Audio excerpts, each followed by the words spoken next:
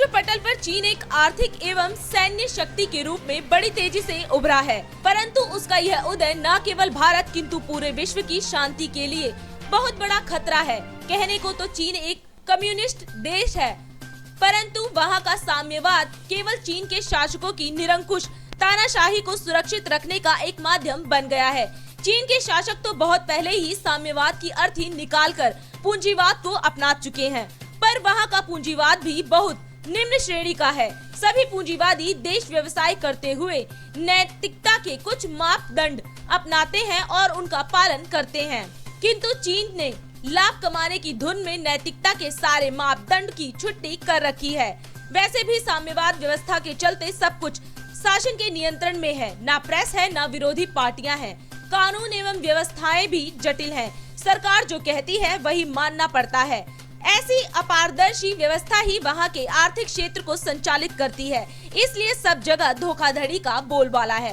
विश्व के व्यापार पर एकाधिकार के लिए चीन अपनी आवश्यकता से अधिक लोहा, एल्यूमीनियम, कोयला व टिम्बर आदि खरीद कर अपने देश में संग्रहित कर रहा है। इसका परिणाम यह है कि अधिकांश देशों का स्टील उद्योग, एल्यूमीनियम उद्योग ध्वस्त हो चुका है, क्योंकि स्टील आदि के मूल्य का निर्धारण मार्केट के द्वारा न होकर चीन द्वारा हो रहा है। जब तक चीन का खेल अन्य देशों की समझ में आया तब तक बहुत देर हो चुकी थी। एक और तरीका है, वह है करेंसी मैनिपुलेशन का। इसके अंतर्गत चीन की मुद्रा विनिमय दर कृत्रिम रूप से घटाकर चीनी सामान के निर्यात को सस्ता रखा जाता है और चीन इसका बखूबी उपयोग करता है।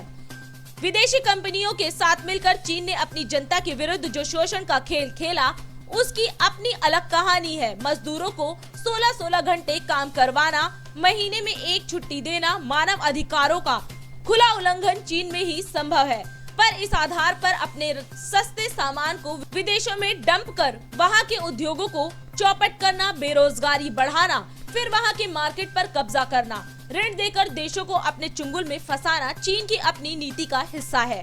जैसे चीनी लोग सर्वभक्षी होते हैं, सब कुछ खा जाते हैं, किसी प्राणी के प्रति उनमें दया भाव नहीं होता, उसी प्रकार आर्थिक जगत में भी वे सब कुछ हड़प जाना चाहते हैं। संभवतः उनका जीवन दर्शन ही ऐसा है।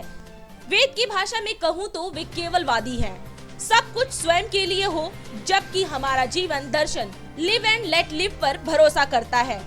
आज पूरा विश्व चीन से त्रस्त है।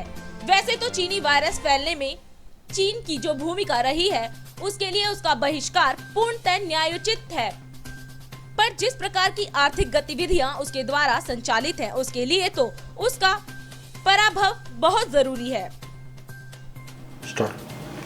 ये है DID में खबरें अब तक। इंतजार कीजिए शाम तक।